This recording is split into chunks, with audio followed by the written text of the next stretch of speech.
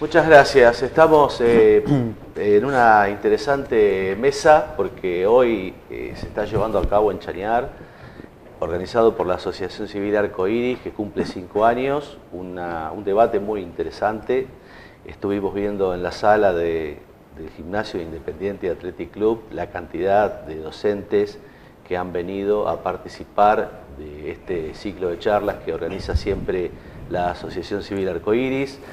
En esta oportunidad en Independiente, un poco con el auspicio del club, en este año del centenario de los 100 años, por eso está acompañándonos Osvaldo Camuso, que es el presidente del club, Gabriela Ramírez, que es la cara visible de todo este trabajo de la Asociación Civil Arcoíris, y 3 importantes disertantes que nos acompañan. Con uno de ellos hemos hecho una nota hace un tiempo, creo, Marcelo Rocha, con él hemos charlado. Bueno, el doctor Carlos Escliar, bienvenido. Gracias. El psicólogo Marcelo Rocha y la licenciada María Wagner, que van a disertar sobre repensar la diversidad, un tema que la Asociación Civil viene trabajando hace mucho tiempo. Temas que ya hemos escuchado y hemos compartido en más de una oportunidad con distintas instituciones educativas de Chañar, en las diversas charlas, debate que ha organizado la Asociación Civil Arcoíris en este tiempo.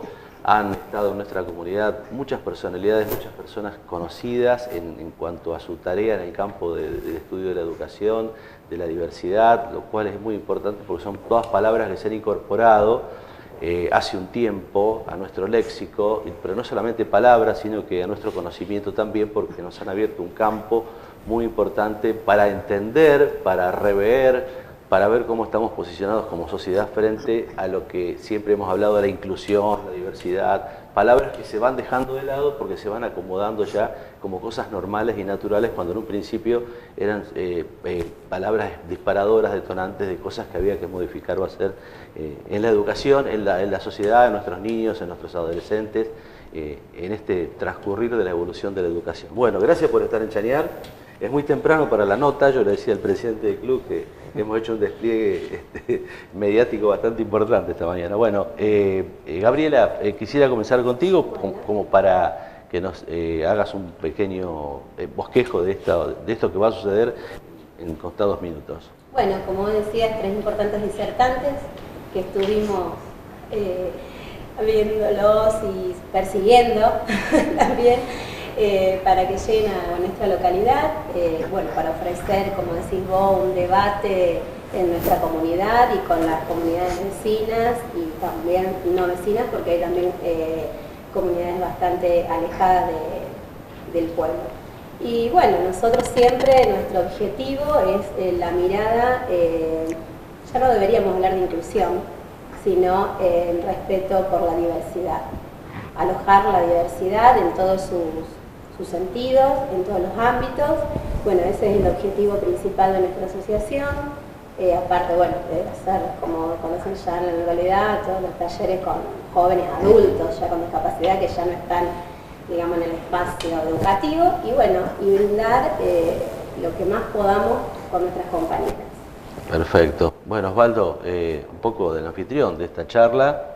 Muy importante, estaba viendo el número de gente, o sea, todos los que participan, como bien decía Gabriela, no solamente docentes de nuestra localidad, sino que docentes que vienen de distintos lugares de la región, de la amplia región, donde nosotros somos un punto importante de referencia.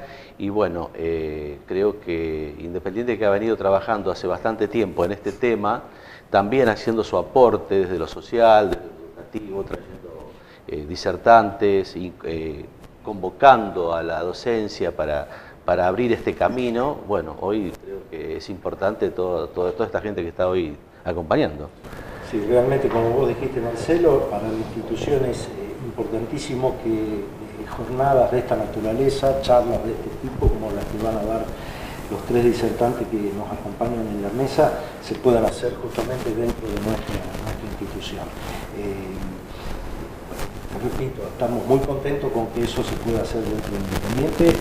Mi función simplemente es la de darles la bienvenida a Independiente, desearles que tengan una jornada de lo mejor, sé que la van a tener, agradecerle a la Asociación Civil Arcoíris primero por todo lo que están haciendo, que no tiene nada que ver con esta charla, por todo lo que están haciendo. Y segundo, porque al al tomar la decisión de hacer esta jornada, nos hayan elegido a nosotros como la institución en la cual la puedan llevar adelante. Y como último agradecimiento, que hayan mencionado de que esta jornada está hecha en el marco del centenario de Independiente. Así que bienvenido a ustedes, muchas gracias a ustedes y suerte. Bueno, muy bien.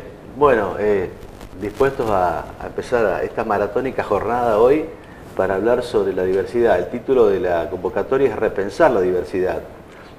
Puedo decir, lo digo con sinceridad, siempre lo digo frente a las cámaras, que muchas veces no me surgen las preguntas específicas para tratar estos temas, porque uno, bueno, como siempre decimos, toca un poquito de cada cosa para tratar de entrevistar, ¿no es cierto?, y de tener un poco más de conocimiento sobre esto. Pero ¿cómo enfocan ustedes este tema? ¿Cuál es la definición y cuál es la tarea que vienen haciendo en función de esto en este tiempo? Bueno, en primer lugar, gracias por la invitación, feliz de estar aquí, gracias al Club Independiente y a la Asociación Civil Arcoíris, y feliz de estar con los colegas. Repensar es siempre, digamos, pensar es repensar, así como leer es releer, y la diversidad tiene que ser repensada porque la educación tiene que ver con lo nuevo, con la novedad, con lo que nace y tiene que ser acogido, alojado en las instituciones. Por lo tanto, todo el tiempo hay que estar repensando aquello que creemos que ya está pensado, aquello que creemos que ya está definido.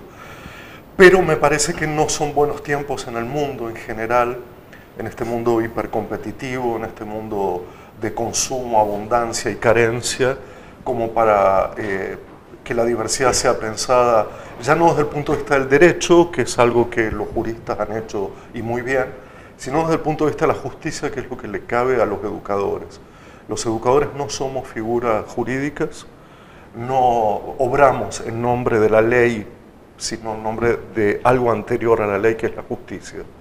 Y con la diversidad lo que se debe aún es un gesto de justicia y no de derecho. El derecho ya está consumado, todos los derechos que le asisten a las personas, en este caso con discapacidad, han sido reconocidos internacionalmente.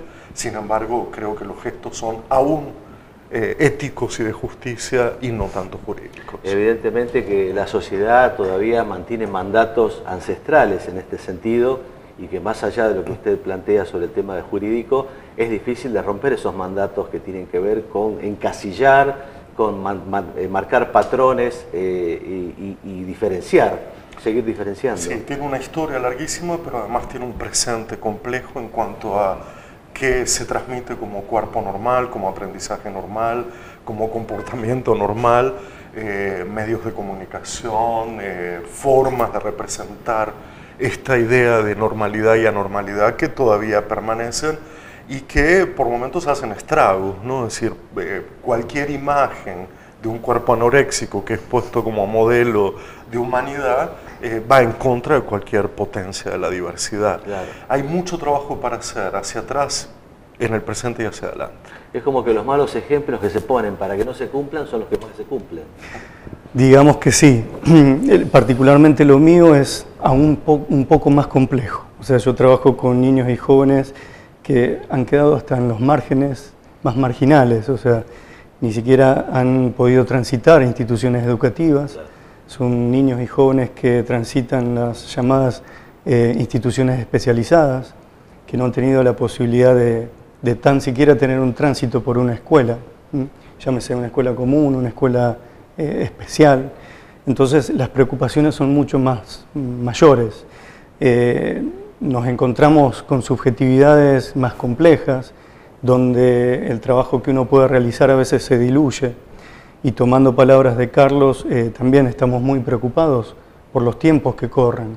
Tiempos en donde, bueno, se están retirando ciertos apoyos en lo que tiene que ver con el mundo y de lo que es la discapacidad, apoyos económicos, apoyos materiales, apoyos en cierto sentido políticos también, y tienen que ver con que todos podamos seguir esta lucha. O sea, uno cuando trabaja en materia de discapacidad y vulnerabilidades no deja de estar luchando contra las injusticias. Nosotros entonces en ese sentido enarbolamos ciertas banderas que pretenden rescatar la ética por lo humano, la ética por el otro, porque acá no se trata de qué tipo de discapacidad o qué tipo de vulnerabilidad tiene, sino más que nada que es un ser humano, y todo ser humano tiene que estar en el encuentro con otro. Y eso es algo que nos preocupa muchísimo, porque bueno, nos preocupa ver niños y jóvenes que transitan por los márgenes, que no transitan por las instituciones donde todos los demás niños y jóvenes transitan, porque eso generan de alguna forma circuitos discapacitantes. Entonces, nuestra apuesta es a crear espacios de esperanza, tomando palabras de Maud Manonit, una gran psicoanalista francesa, crear espacios de esperanza donde ellos puedan sentirse uno más, porque es su lugar, ellos tienen que encontrar su lugar en el mundo. Todos tenemos que tener un lugar en el mundo. Y a veces cuando hablamos de educación no se trata solamente de aprender todo lo que un contenido curricular dice, sino que lo primordial tiene que ver con encontrar un lugar en el mundo, un lugar para un otro. Claro. Evidentemente que esta marginalidad, si puedo tal vez usar ese término, si no es correcto me corrigen, que tiene que ver con esta exclusión de no poder participar de los niños y adolescentes en el sistema, tiene que ver también con la exclusión de la familia, porque no solamente afecta a la persona, sino afecta a todo el núcleo familiar, ¿verdad? Pensaba precisamente en eso, en el término exclusión, cómo esta marginalidad lleva a la exclusión y a la expulsión, de algún modo, del sistema. Y de esta exclusión participan, por supuesto, el niño, la familia, porque es una cuestión muy, muy compleja. Digamos, no se trata de pensar quién excluye a quién, sino cómo hay un sistema armado que hace que algunos queden al margen, que algunos queden afuera. De aquí nuestra preocupación. Y esto a veces excede a la voluntad de las personas, excede a que uno ponga como buena onda, ponga todo el conocimiento disponible y todo el profesionalismo disponible. Hace falta el poder tomar conciencia y el poder asumirnos como sujetos responsables, ¿sí? No poner las responsabilidades o las culpas afuera, sino poder hacerse cargo de qué porción de torta me toca, qué aspecto de todo esto nos toca a cada uno de nosotros como sociedad, como educadores, como profesionales que estamos trabajando en el sistema, los medios de comunicación. Y me parece que es muy importante corrernos de este lugar de ubicar al otro en el lugar del pobrecito que no puede. Lo primero que tenemos que poder empezar a hacer es pensar al otro desde la potencia, desde las posibilidades. Bien, de rescatarlo, o sea, de rescatar sus propias potencialidades para ver cómo puede resolverlas en el lugar que le toca. Yo estaba hace unos días charlando y bueno, con gente que tiene que ver con el tema educativo y veía, por ejemplo, escuchaba experiencias de algunas provincias donde las escuelas especiales están atiborradas de niños y adolescentes. Otras provincias donde la escuela especial está vacía porque los niños y adolescentes están incluidos, palabra no me gusta usar, pero tengo que usarla como disparador, están incluidos en las escuelas normales trabajando con sus maestras de apoyo. Sí.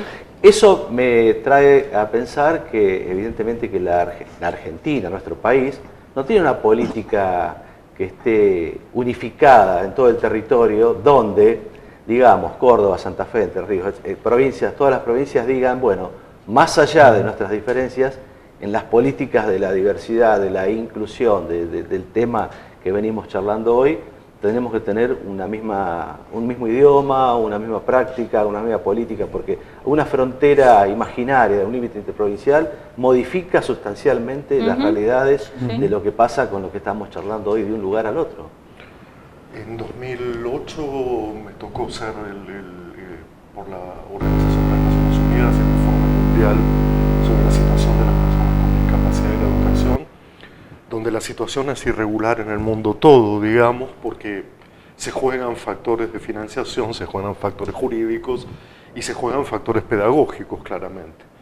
Esa irregularidad por momentos es necesaria porque uno puede decir que las comunidades educativas son específicas y tienen que resolver específicamente y particularmente sus situaciones, y no puedo pretender que Jujuy lo resuelva del mismo modo que Ushuaia, de tal manera que una política regional, no irregular, daría cuenta de una cierta autonomía para que no sea la política de gestión de 4 años la que decida Perfecto. qué se debe hacer, Exacto. sino las comunidades escolares las que tengan autonomía para resolverla. Después de todo, son ellas las que van a poder decidir y practicar y poner en juego qué creen sobre su organización pedagógica. Por lo tanto, la pretensión de una idea universal o nacional es propia del Estado, pero no es propia de la gente. Es decir, la gente no piensa como si se tratara de un acto de Estado. Eso es parte de un ideal humanista que ya ha desaparecido de la Tierra desde el siglo XIX aproximadamente. Ahora, lo que uno tiene que reconocer es que si las escuelas públicas son para todo el mundo, entonces aquí no hay ningún tipo de variación, no hay interpretación posible. Ahora, eso no quiere decir que todos aprovechen de lo que las comunidades educativas tienen para brindar. Y de eso depende sobre todo, y con esto quiero resumirlo, de cómo cada comunidad educativa entiende lo humano. Hasta dónde es capaz de extender el carácter del humano. Porque en esa idea de diversidad, evidentemente, podemos dar ejemplos, pero hay límites que comunidades educativas no quieren ultrapasar, como por ejemplo lo que ha pasado con maestros travestis. Es decir, ¿hasta qué punto, dónde ponemos el límite a esa idea de diversidad? Y ahí vemos una intensa variación, ¿no? Depende de la comunidad, habrá una idea de diversidad más moralista, en otras comunidades habrá una idea más cultural, en otras comunidades, y eso no se puede regular por una política pública que, repito, en educación, 4 años no significa nada. Claro. Nosotros evaluamos políticas educativas en el pasaje de una generación a la otra, necesitamos 10 años. Es atemporal. 10 años, Claro. por lo menos. Bien. Bueno, ¿qué es lo que van a charlar hoy con los docentes? Puntualmente, ¿cuál es el mensaje que van a dejar? Bueno, yo vengo a hablar un poco también desde mi lugar como psicoanalista, también desde el lugar que trabajo cotidianamente, con los encuentros diarios que tengo con niños y jóvenes, con diferentes tipos de subjetividades, y vengo a mostrar un poco cómo es el mundo interno de cada niño, para que un docente, un profesional, pueda comprender un poco más cómo se constituye la subjetividad humana, porque el cuerpo es un organismo que tiene que ser habitado por un sujeto, y el sujeto emerge siempre en relación a un otro, entonces ese otro siempre es en un primer momento un otro familiar, pero en otro momento va a ser un otro que puede ser una docente, alguien que por primera vez lo reciba, lo mire, lo aloje y le dé un lugar. Y sucede que, bueno, hoy en día en las instituciones educativas existe una gran revuelta con respecto a esto, ¿no? Niños mal diagnosticados, niños diagnosticados, los rótulos que aparecen, el TGD, trastorno generalizado del desarrollo no especificado, que no nos dicen nada de lo que es un niño, pero sin embargo que ahí hay muchas características para hablar de él, y dejamos de verlo como un sujeto, como lo que es. Entonces ahí aparece esta distancia que nos preocupa tanto, ¿no? Porque cuando aparece la distancia entre un docente o una persona y un niño, las cosas se complican. Entonces un poco es venir a mostrar cómo se constituye el mundo interno de un niño, de estos niños, de los malos diagnósticos, como les digo yo. Traigo algunos casos para contar, algunos encuentros en la cotidianidad con ellos, para poder demostrar también de que para aprender primero es necesario construir algunas cuestiones que tienen que ver con lo simbólico y lo imaginario. O sea, es muy difícil que un niño acceda al campo del aprendizaje si primero no constituyó eso. Y eso se constituye a través del juego, a través de la relación con un otro. Y un test jamás nos va a decir qué es lo que un niño tiene. Jamás, jamás. Lo que sí nos va a decir qué es lo que le pasa a un niño es ese encuentro donde yo me meto en el mundo de ese niño, trato de captar de qué sufre, de qué está angustiado y por qué hace lo que hace. Porque la conducta no deja de ser el efecto de una angustia. Y si nosotros dejamos de lado la angustia, entonces estamos objetivizando todo. Y esto es algo que nos preocupa porque es algo que posiblemente se viene en materia de educación. Niños vistos como cerebros. Los niños no son cerebros, son historias. Ya lo decía Eduardo Galeano. Las personas somos historias.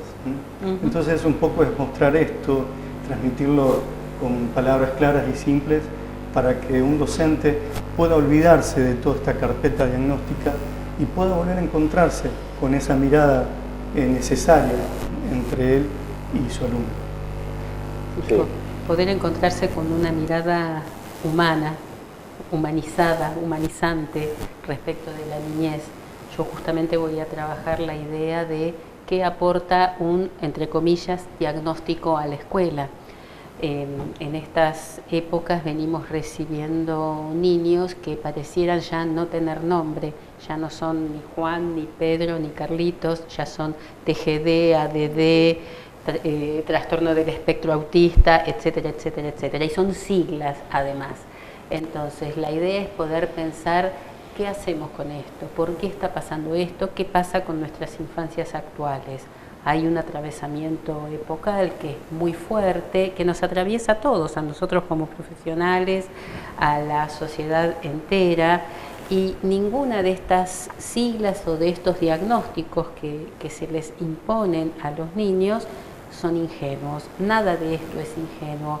Entonces hay una perspectiva que también tiene que ver con la ética y por qué no con lo ideológico, que nos hace repensar todas estas cuestiones para poder replantearnos qué hacemos con esto, qué hacemos con esto desde las prácticas escolares. Entonces, ¿qué hacemos en la escuela cuando no tenemos a Juan, cuando tenemos un TGD? ¿Qué hace un maestro en la escuela cuando tiene un CI bajo, un coeficiente intelectual bajo? Que no es que él lo tenga, sino que tiene un niño con un coeficiente intelectual bajo. ¿De qué nos está hablando todo esto? Entonces la idea es poder revisitar todas las prácticas que nosotros tenemos para poder pensar justamente cómo nos ubicamos desde una mirada siempre humanizante, porque en verdad la escuela es una oportunidad para producir subjetividad, es una oportunidad para plasmar encuentros. La escuela es un lugar de encuentros. Me viene el ejemplo, mientras los escuchaba, lo que usted dijo al comienzo, ¿no? De lo que es lo jurídico y lo que es la justicia. Comparo lo jurídico con ese papel, con esta sigla, con ese chico diagnosticado así, prejuzgado previamente sobre un escritorio frío, y la justicia que le está faltando, que es tratarlo como un ser humano, como lo que debe ser, ¿no? Para después, sobre ese tratamiento humano, evaluar lo que dice el papel, a ver hasta qué punto llega. Totalmente. De hecho, bueno, el tema para mí que resta después de las maravillosas intervenciones que harán es qué significa ser maestro en una época como esta y qué significaría hacer escuela a partir de esa figura del maestro hoy desplazada, subestimada, agredida, poco pagada, y por lo tanto me gustaría rescatar y dar centralidad otra vez a un buen maestro, el que necesitamos todos para salir al mundo y aprender a vivir. Sin maestros no hay ninguna posibilidad. Les agradezco mucho, realmente me quedaría charlando toda la mañana, pero tiene que dar la charla. Gracias Gabriela, gracias Osvaldo, gracias a ustedes, bienvenidos y que tengan una muy buena jornada. Muchas gracias. Ya volvemos.